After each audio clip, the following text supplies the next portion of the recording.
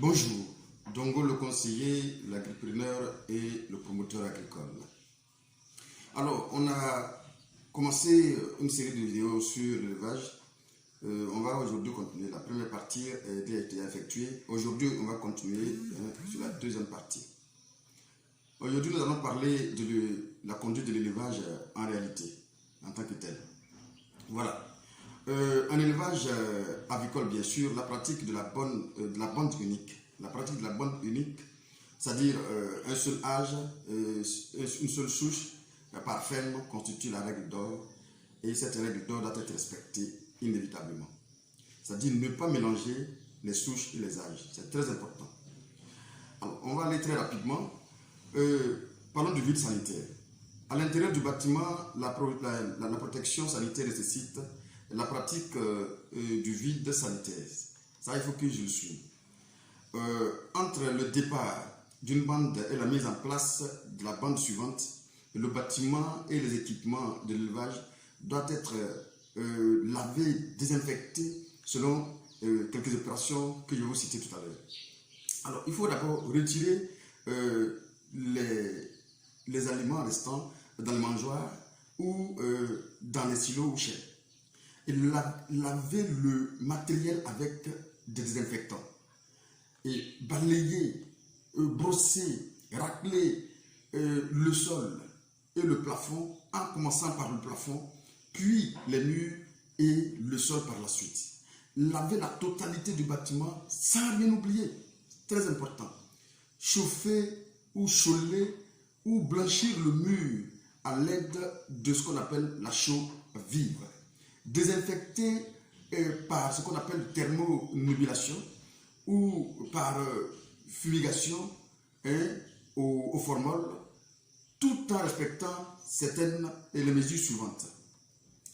D'abord, mettre à l'intérieur du bâtiment tout le matériel lavé, bien fermer toutes les fenêtres et autres ouvertures dans le bâtiment.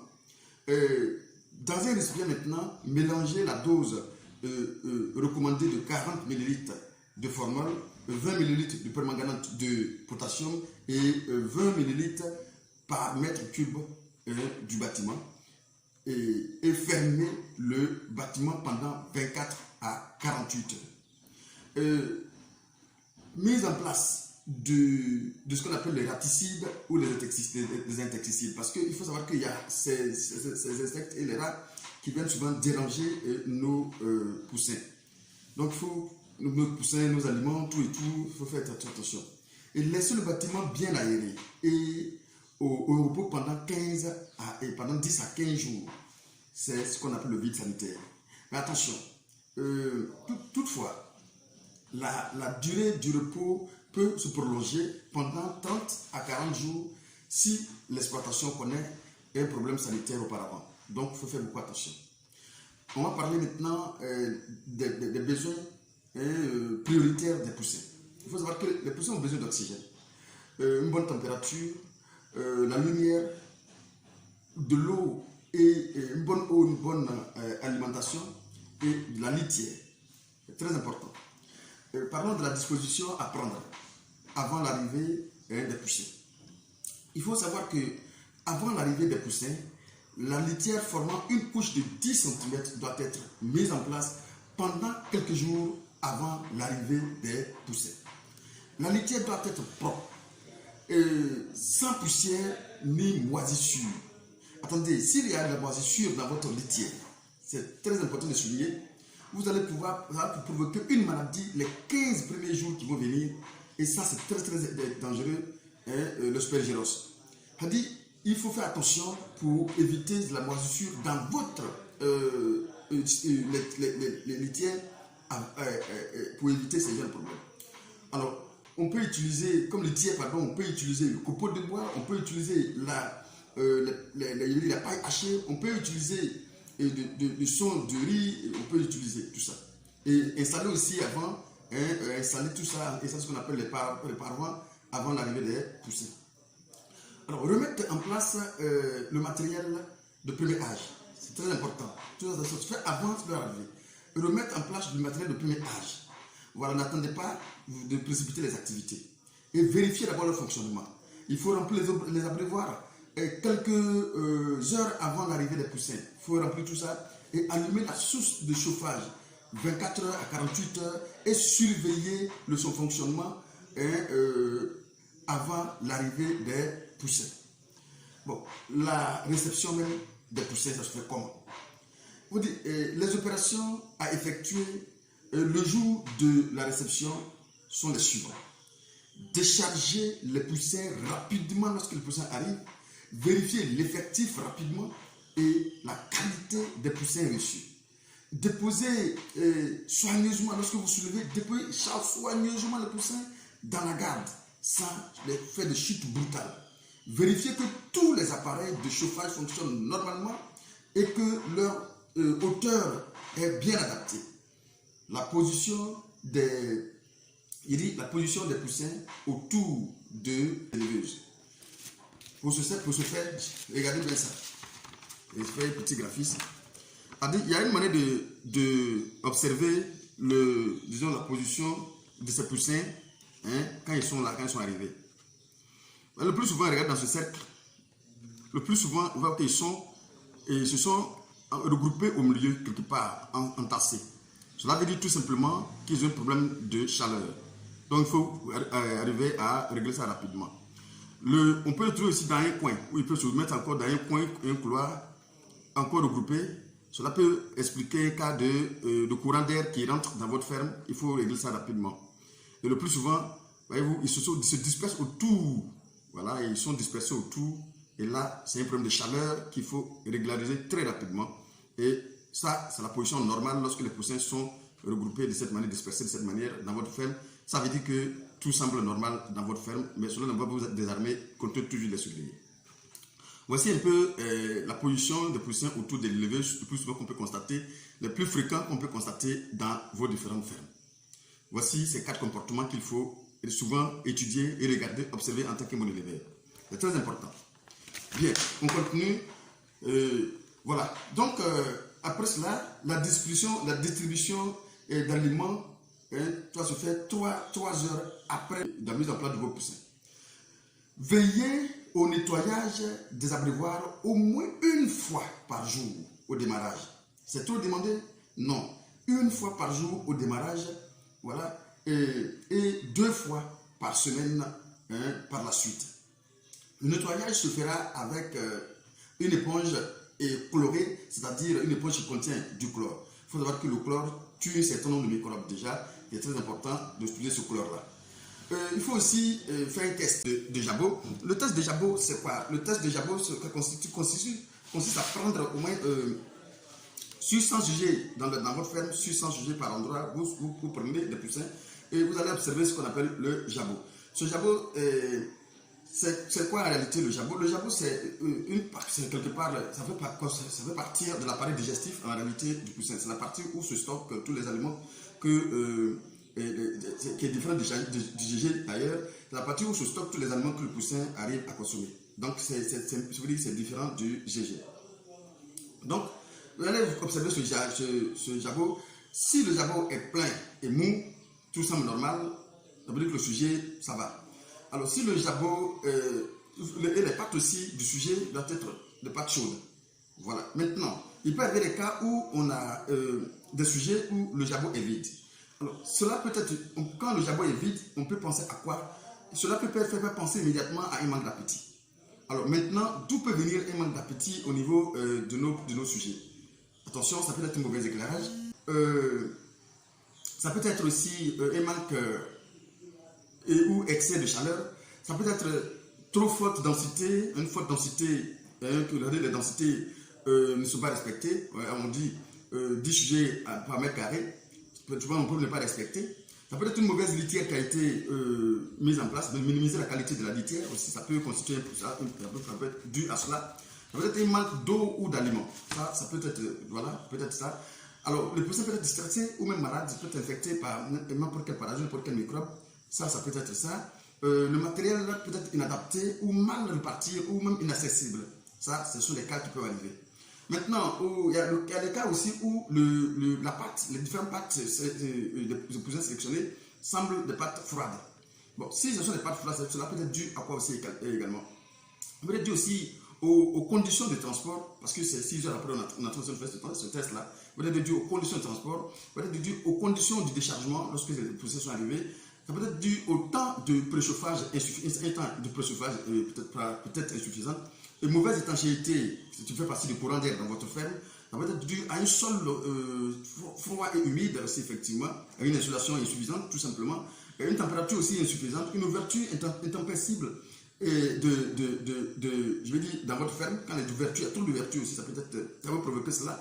Ça peut être dû aussi à une litière qui est froide, ou trop épais aussi, effectivement, ou trop aéré. Ça peut arriver parce que les gens ne mettent pas les dépressions de 10 cm conseillés. Pour ce faire, il faut corriger tout cela.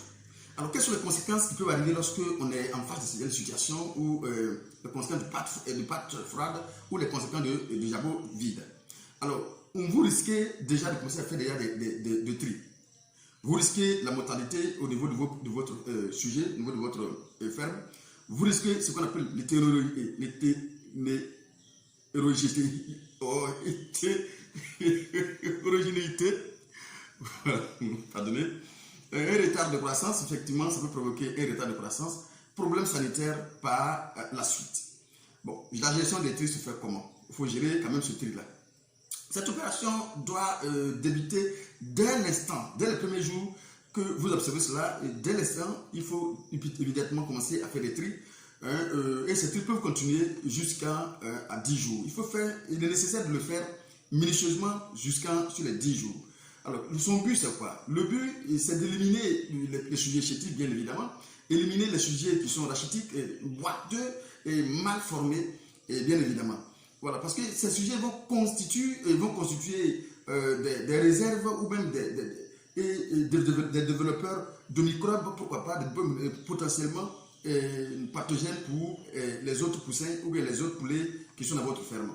Voilà, c'est là aussi, ces poussins constituent aussi ce qu'on appelle le non-valeur ajoutée économique, et le non-valeur économique, pardon, qui diminue le bénéfice du lot, en fait, en réalité. Alors, il y a une conduite qu'il faut tenir, bien évidemment, au niveau de l'alimentation.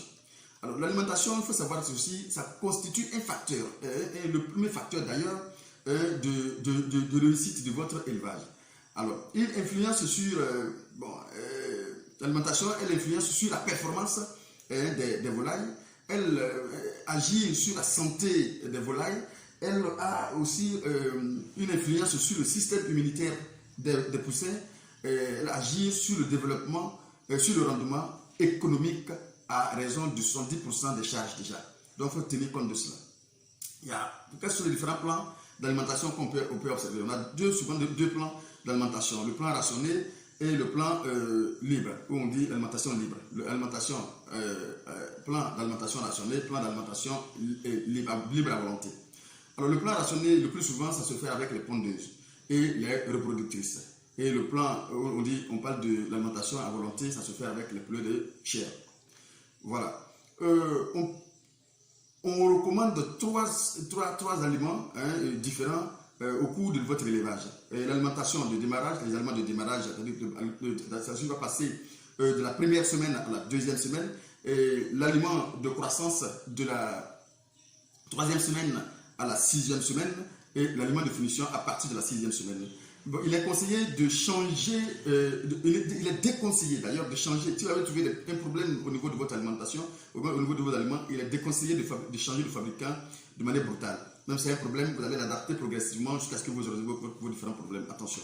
Donc ne changez pas de fabricant d'aliments en cours d'une phase d'élevage. C'est très déconseillé. Alors, il est aussi conseillé d'ailleurs de mélanger les aliments de la phase précédente à la phase suivante.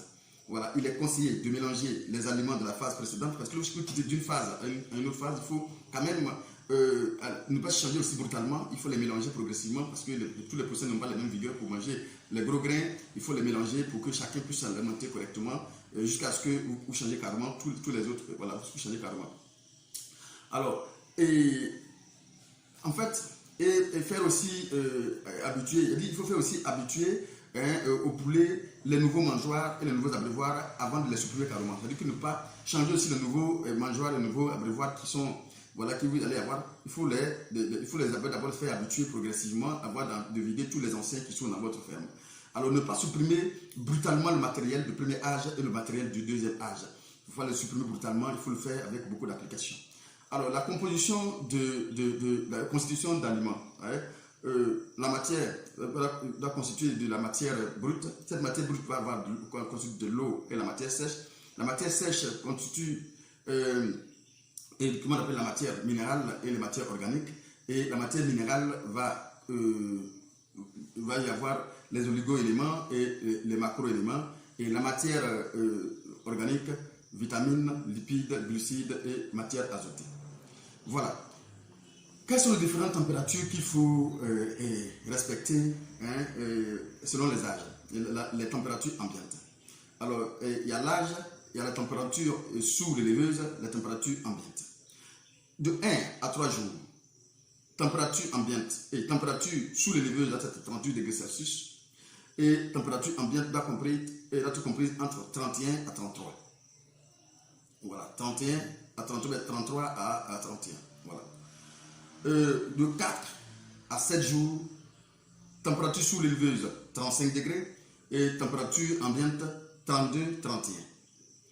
De 8 à 14 jours, température sous l'éleveuse 32 degrés Celsius et température ambiante 31-29.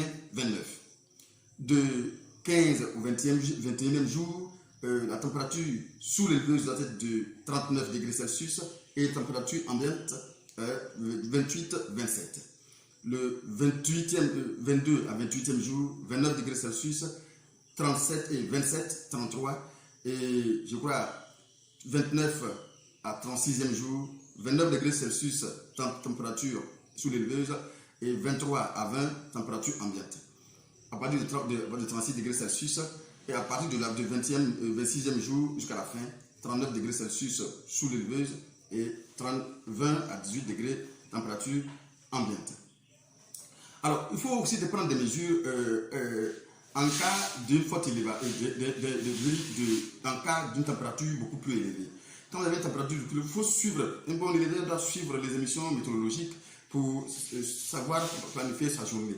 Il faut préparer tous les équipements nécessaires, effectivement, voilà, dans votre ferme, et arrêter le fonctionnement de l'éleveuse. Quand vous avez une température trop élevée, il faut arrêter le fonctionnement de l'éleveuse et limiter la consommation d'aliments.